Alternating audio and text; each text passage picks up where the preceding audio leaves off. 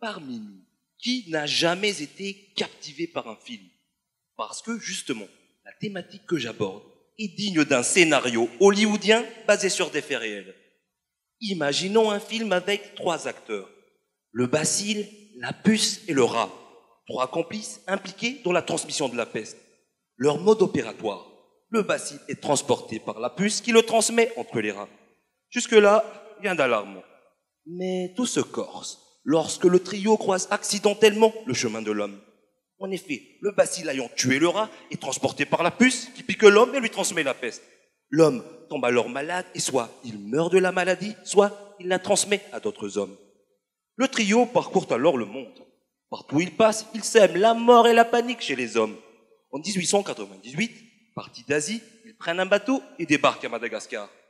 Ils sillonnent l'île jusqu'à ce qu'ils se retrouvent à un endroit situé à plus de 800 mètres d'altitude. C'est la région des hautes terres centrales. Les conditions pour leur développement et leur survie y sont réunies. Ils décident alors de s'y installer sans y être invités. Dans cette région, la peste touche annuellement environ 300 individus. C'est un problème de santé publique à Madagascar. Pourtant, au sein même des hautes terres centrales, les situations diffèrent. Dans certaines zones, les cas de peste apparaissent annuellement. Et dans d'autres, la maladie est tantôt silencieuse, tantôt elle frappe les populations. Mais pourquoi cette différence de situation? Et si le comportement humain avait un impact sur l'apparition des cas de peste sur les hautes terres centrales? Et si cela pouvait expliquer les différences de contexte?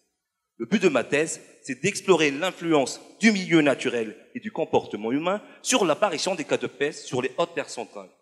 Pour cela, à partir d'enquêtes sur un échantillon de la population, j'ai évalué ce que la population sait sur la peste et ce qu'elle fait en cas de peste.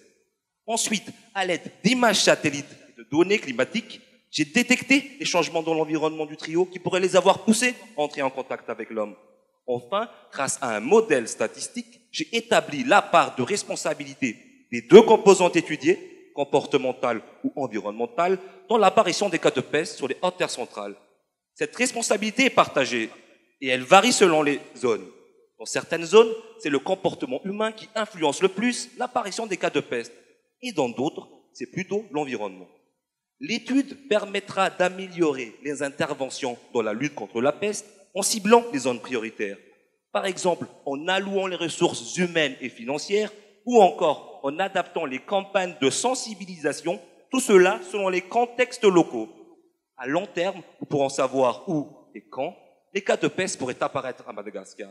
Et cela pourra peut-être mettre fin au trio de la peste à Madagascar.